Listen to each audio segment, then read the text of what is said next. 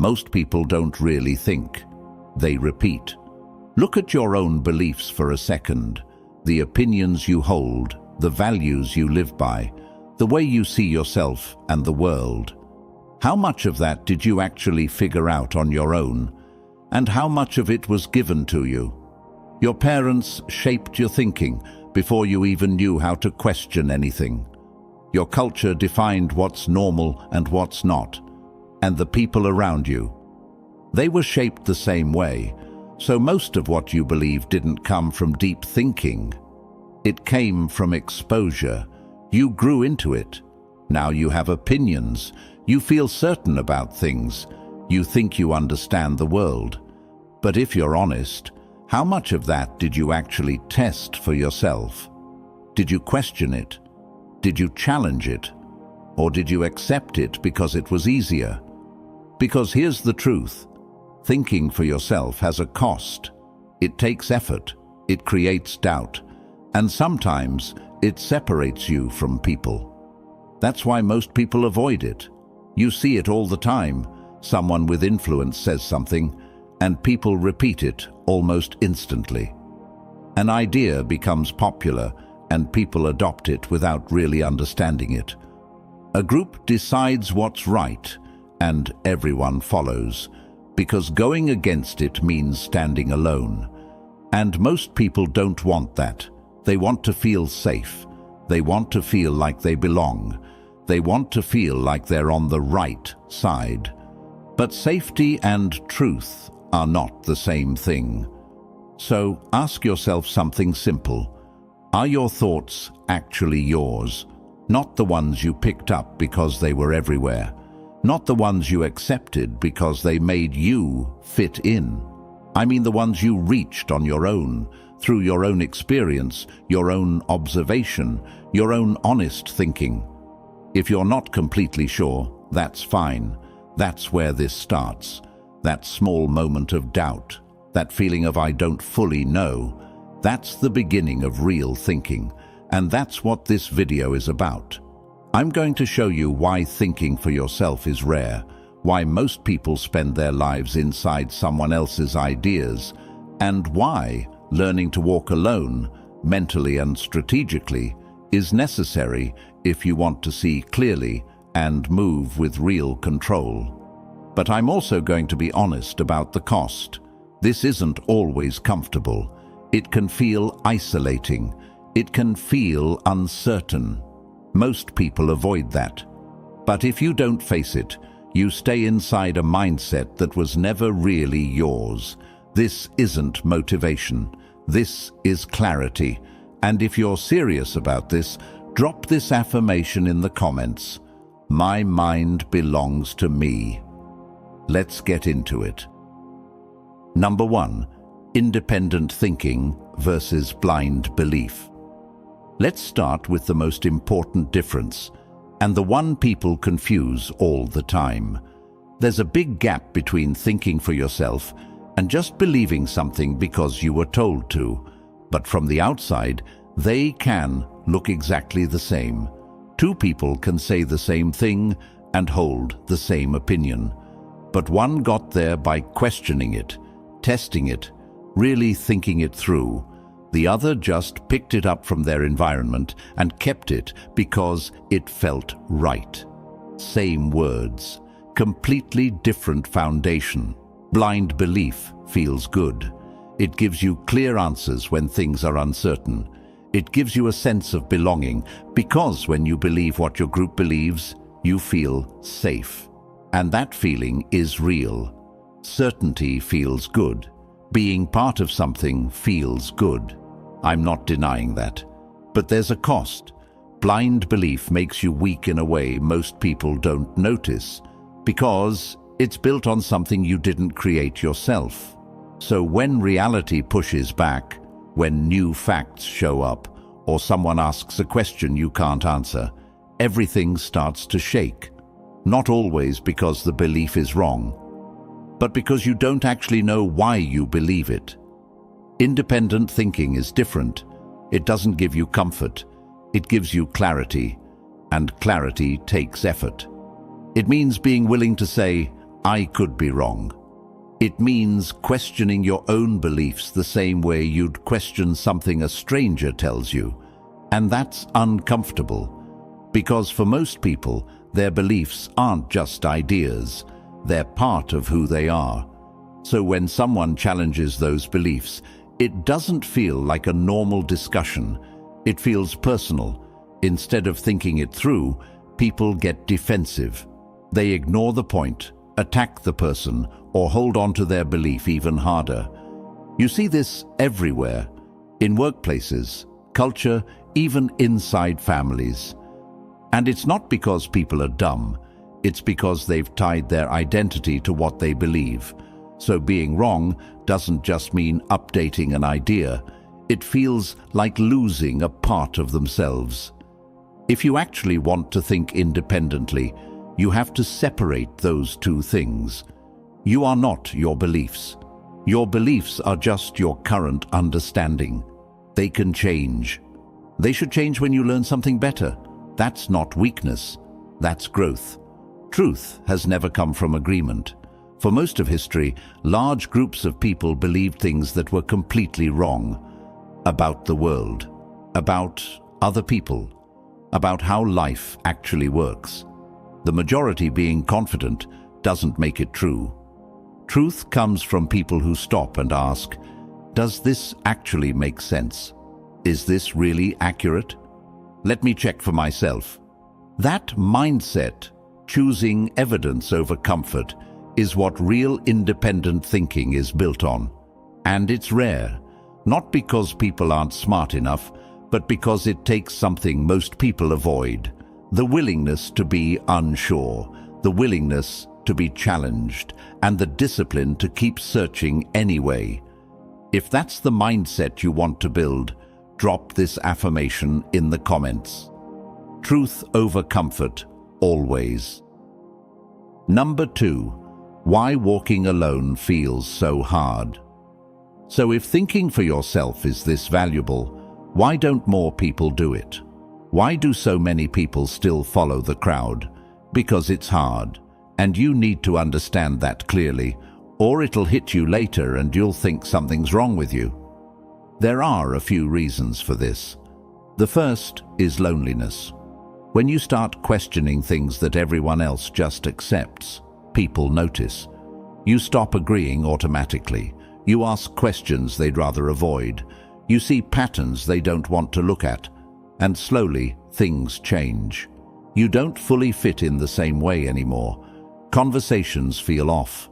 Some people get uncomfortable around you. You might not get pushed out directly, but you feel the distance. Invitations slow down. Interactions feel different.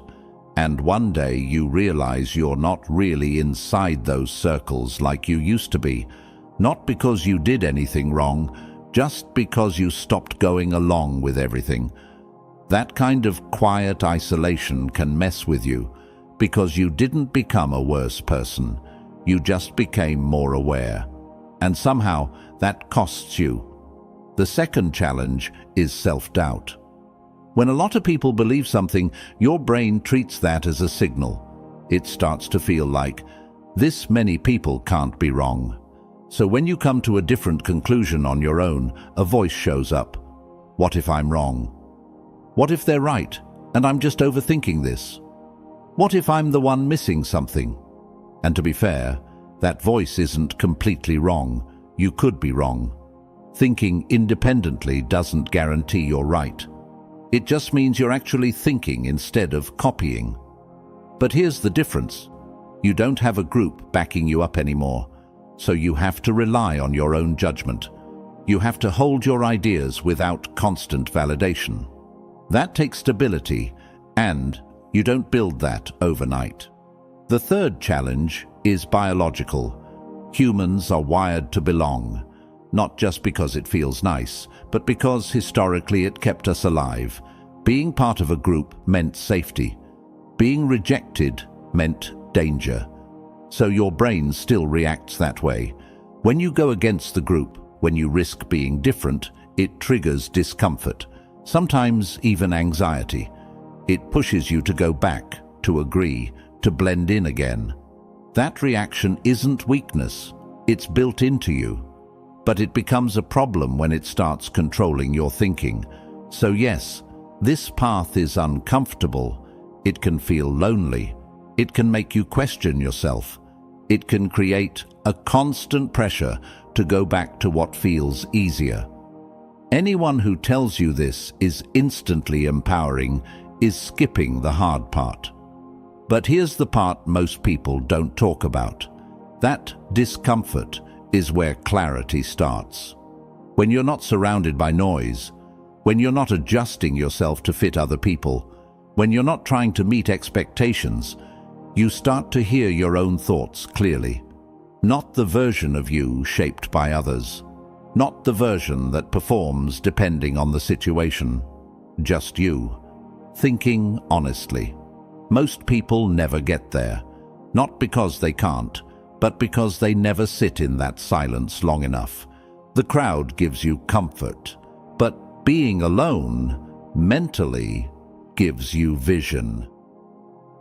Number 3, self-discovery through experience. Here's something I want to be clear about. You cannot think your way to real understanding. You have to live your way there. Real understanding, the kind that sticks, the kind that actually changes how you move through the world, the kind that holds up under pressure, is earned through direct experience, not absorbed from a mentor, not built by consuming the right content in the right order, earned through your own specific, personal, often difficult encounters with reality. Here's the trap that catches smart people constantly. They read broadly, they follow thinkers they admire, they collect ideas, and they start to feel like they understand things they've never actually done. They talk fluently about failure, about loss, about discipline, about courage, but they've never been tested by any of them. That borrowed understanding is fragile. It sounds right, it feels real. But the moment reality applies actual pressure to it, the moment you're in a situation where you actually have to use it, it collapses. Because understanding that hasn't been stress-tested is just information wearing the costume of wisdom. You can read every book ever written about failure. You can know all the theories about why failure is valuable, what it teaches, how to process it. But until you've actually failed at something that mattered, until you felt that specific weight in your chest, that specific quiet of sitting with the consequences, that specific question of where do I go from here, you don't know failure. You know about it. That's different. Someone else's experience, no matter how honestly or brilliantly described, cannot substitute for yours. It can prepare you. It can give you frameworks. It can help you recognize what you're going through when you get there, but it cannot replace the direct encounter. This is why people who've actually been through things, real hardship, real loss, real failure, real risk, often have a gravity to them, a groundedness, a way of talking about things that carries a kind of weight. It's not arrogance, it's earned depth. Their understanding was built on something real. Your experience is your foundation. Nobody can give it to you. Nobody can take it from you. And no amount of borrowed wisdom can replace it. Now, I want you to drop this affirmation in the comments. Experience is my real teacher. Number 4, equality through independent thought. When two people who both think independently interact, something different happens in that conversation, different from what usually happens between a thinker and a follower, or between two followers. There's no hierarchy. There's no follower and no leader. Neither person is deferring to the other out of habit or insecurity. Neither is performing confidence for someone who's looking for answers to borrow. Both people are operating from their own grounded thinking, from conclusions they actually arrived at through their own process, and so the conversation becomes a genuine exchange. Ideas get challenged, refined, tested from multiple angles. Both people walk away having had their thinking sharpened, not necessarily because they agreed, often because they pushed back on each other in ways that exposed weak points and forced better reasoning. That kind of exchange is rare, and it's only possible when both participants actually own their thinking rather than renting it from somewhere else. Someone who hasn't developed their own thinking finds someone with a clear, confident worldview and latches on. They're not evaluating the ideas. They're relieved to have found someone who seems to know the answers. They adopt the framework wholesale. They start using the language. They defend the position with intensity. But they can't really explain why they believe it beyond because he said so, or because the community believes it, and now their thinking belongs to someone else. Their worldview is a reflection, and that means they can be moved, redirected, manipulated, disillusioned by the same source that gave them the worldview in the first place. The leader in this dynamic doesn't have to be malicious for the relationship to be harmful. The follower has simply handed over the one thing they should never give away. When you think independently, you don't automatically defer to credentials, status, or charisma. You listen. You consider seriously, but then you run it through your own filter. Does this actually hold up? Does it match what I've observed? Does it produce accurate predictions when I test it against reality? Does the person making this argument actually understand what they're talking about, or are they just confident? That's not disrespect.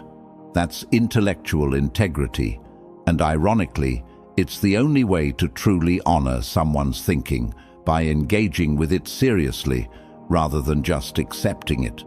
Blind agreement isn't respect. It's intellectual laziness wearing the mask of respect. The interaction between two independent thinkers is the most equal dynamic possible because neither one is holding the other's mind. Both are fully present. Both are fully themselves. And what they produce together is something neither could have produced alone because it's been shaped by two separate, honest encounters with reality. Number 5. The Machiavellian perspective. Strategic independence. People who think for themselves are genuinely harder to influence, and that difficulty has real consequences for people or systems that rely on predictable responses from others. Here's the follow-up insight, and this one's a little darker. Many structures in society can subtly discourage deep, independent thinking, not through overt force, not through obvious censorship, but through incentive structures, through reward and feedback systems that are built into education, media, and social dynamics. Think about how education has historically worked. You are given information. You are tested on your ability to recall and apply that information in approved ways. The correct answer, the one that gets the grade, is the expected answer. A student who produces a different answer, even a better one, may face friction. The system doesn't always prioritize genuine, independent thought. It often rewards consistency with expected frameworks. Think about how social media works. The platform's goal is engagement, and engagement is often driven by confirmation. Content that aligns with what people already believe or want to be true tends to generate more reactions than content that challenges them. Think about social group dynamics. Agreeing feels good. It generates approval, validation, belonging. Disagreeing, even thoughtfully, even with good evidence, can carry social risk. So many people unconsciously adjust. They let their thinking drift toward what their group thinks, because the cost of deviation feels high and the reward for independent thought can feel low. Layer by layer, these incentive structures can shape how people think within certain boundaries. Not because anyone explicitly planned it, but because systems tend to optimize for stability and smooth operation, and questioning by nature can disrupt that stability. So when you choose to think independently, here's what often happens. You become less predictable. You stop responding automatically to common pressures. Fear-based reactions lose some of their grip because you're examining the fear instead of reacting to it. Social pressure weakens because you're evaluating the argument rather than the approval attached to it. Urgency loses intensity because you've developed the habit of pausing before responding. Any person or system trying to influence behavior relies, to some extent, on predictability, on knowing which patterns tend to work. But if your thinking is genuinely your own, if you've worked through your values, your principles, your understanding of reality, then those patterns become less reliable. Your behavior becomes less easy to anticipate from the outside. Here's the strategic principle that comes out of this. Every borrowed belief can limit how you think. Every unexamined assumption can become a weak point. Every idea you've accepted without testing can leave you more open to outside influence. The less you rely on other people's thinking, the less leverage external opinions tend to have over you. Not just in dramatic situations, in everyday life. In how you make decisions, in how you respond to pressure, in how you navigate conflict, in whether you stay with a relationship, a job, or a belief system that isn't actually serving you, simply because it's familiar and easier than re-evaluating it yourself. Independence isn't rebellion, it's not contrarianism, it's not refusing to listen or refusing to cooperate. Those are just different forms of reactivity, defining yourself against something rather than from something. True independence is grounded, calm. It knows what it thinks and why. It can listen without being swept away. It can engage without losing itself. And it's not easily redirected by whoever is loudest or most persistent. That's power, real power. Not the kind that requires dominating others, but the kind that makes you genuinely hard to move in the wrong direction. Drop this affirmation in the comments. My mind is not for sale. Number 6. How to actually start thinking for yourself. All right, enough theory. Let's get specific. Because knowing why independent thinking matters doesn't make you an independent thinker. You have to actually do the work consistently over time. Here's what that looks like. Step 1. Question what you automatically believe. Pick one thing you hold strongly, an opinion, a value, a core belief about how the world works, something you defend with real conviction. Now ask yourself, honestly, where did this come from? Did I arrive at this through experience and reflection? Or did I absorb it from my environment? Can I defend this with actual reasoning and evidence? Or am I just confident because I've always believed it and the people around me believe it too? This isn't about tearing down your beliefs for the sake of it. It's about finding out which ones are genuinely yours, built on your real understanding, and which ones are scaffolding you, inherited, and never examined. The ones that survive honest questioning become stronger. The ones that collapse under it needed to collapse. Step 2. Pause before agreeing with popular opinion. The next time you notice everyone around you locking in on the same position, the same take, the same response, the same judgment, resist the reflex to join automatically. Just pause, one beat, and ask, is this actually true? Or does it just feel true because everyone's saying it? Am I thinking right now, or am I performing agreement? That pause is tiny, but it creates a gap between stimulus and response. And in that gap is where your actual thinking lives. Popularity is not accuracy. History has demonstrated that repeatedly. The most popular belief is often the safest belief, not the most correct one. Step 3. Spend real time alone with your own thoughts. Not scrolling, not listening to something, not consuming, just thinking. This sounds obvious and nobody does it.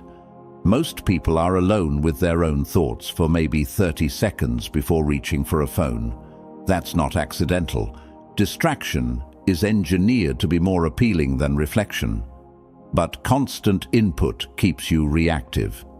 It means your thinking is always a response to something someone else put in front of you.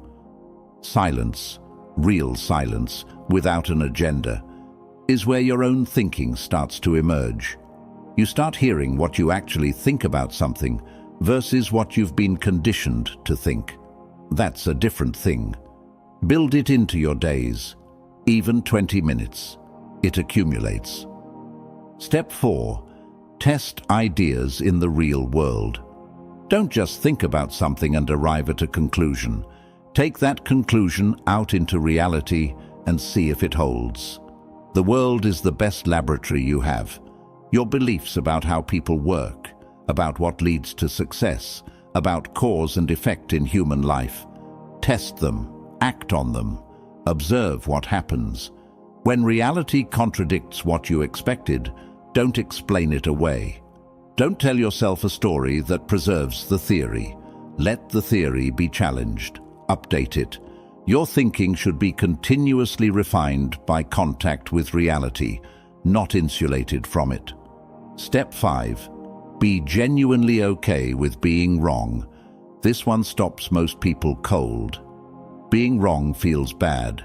Changing your mind can feel like losing, like admitting defeat, like giving up ground. But it's not. Changing your mind in response to better evidence or clearer thinking is the mark of a functioning intellect. It means your thinking is alive, that it's evolving, that it's in relationship with reality rather than sealed off from it. Rigidity, holding your position no matter what, because changing would feel like weakness, is not strength. It's a defense mechanism. Real confidence is being okay with discovering you were wrong, because it means you're now closer to right. The goal isn't to have been right all along. The goal is to keep getting more accurate. Drop this affirmation in the comments. Being wrong makes me stronger. Let's bring this all the way together. You don't find truth by following people. You find it by thinking for yourself, even when that means standing alone. That's not a slogan. That's how real understanding works. At some point, anyone who builds something real hits the same moment. There's no clear path, no ready-made answer, no group to lean on. They have to move forward without knowing everything and trust their own thinking. That responsibility is yours, not your parents', not your environment's, not the people you follow. The moment you hand your thinking over to someone else, you give up control. And there's always a price for that. Truth isn't something you're given. It's something you have to find. That means questioning, testing, being willing to admit when you're wrong and adjust. That's what thinking actually is. Not just consuming ideas, not just agreeing with what sounds good, actually figuring things out. Before I break down what this path really gives you and what it costs, if this video hit something real for you, hit the like button. Share it with someone who's starting to think differently. And if you're not subscribed yet, subscribe. This channel is for people who want clarity and the strength to act on it. Now, let's talk about the real side of this. What you gain from thinking independently. First, you start seeing things clearly. Not the filtered version of reality people pass around, but what's actually there. You notice patterns others miss. You question things instead of just accepting them. You start asking, why is this being presented this way, instead of just absorbing it? That clarity helps in everything. decisions, understanding people, even understanding yourself. Second, your decisions become your own. Most people decide based on pressure, what fits, what's safe, what others expect. But when you think for yourself, your decisions come from understanding. They might not be popular, but they're yours. And that builds a different kind of confidence, one that doesn't disappear when others disagree. Third, you become harder to manipulate. A lot of manipulation works by triggering emotions before you have time to think. Fear, urgency, pressure. But when you understand your own thinking, those triggers don't control you the same way. You can pause, you can see what's happening, and you can choose your response. That's real control. And over time, you build confidence that holds up under pressure. Not because people agree with you, but because you've tested your thinking in real situations. That kind of confidence doesn't need constant approval, but there's a cost. First, it can feel lonely. When you stop going along with everything, some people pull away. Not always openly, but you feel the distance. That's real. Don't ignore it. Second, you'll outgrow certain people and environments. Conversations that used to feel normal might start feeling shallow. Some connections won't fit anymore. That doesn't mean you're better than anyone. It just means you've changed. Third, you'll live with more uncertainty. When you follow the crowd, there's always an answer ready. When you think for yourself, sometimes the answer is, "I don't know yet." That's uncomfortable. But honest uncertainty is better than false certainty. And finally, you carry full responsibility. When your decisions come from your own thinking, you can't blame the group if things go wrong. You own it. That's heavy, but it's real. So no, this path isn't easier, it's just more honest. Walk alone, not because you reject people, but because you refuse to give your mind away. You can still listen, still learn, still connect with others. But at the end of the day, the final decision is yours. You think it through, you test it, you decide. That's the practice. Simple to say, hard to live, worth it. Because the alternative is letting your thinking be shaped by whoever is loudest, most popular, or most convincing. And that leads to a life that doesn't fully feel like yours. Your mind is the one thing that belongs to you completely. Protect it, build it, use it, and don't hand it over. If this video made you think differently, share it. Drop your thoughts in the comments. I read them. Like the video if it gave you something real. And subscribe if you're serious about building a sharper mind. I'll see you in the next one. And drop this final affirmation in the comments. I walk alone. I think free.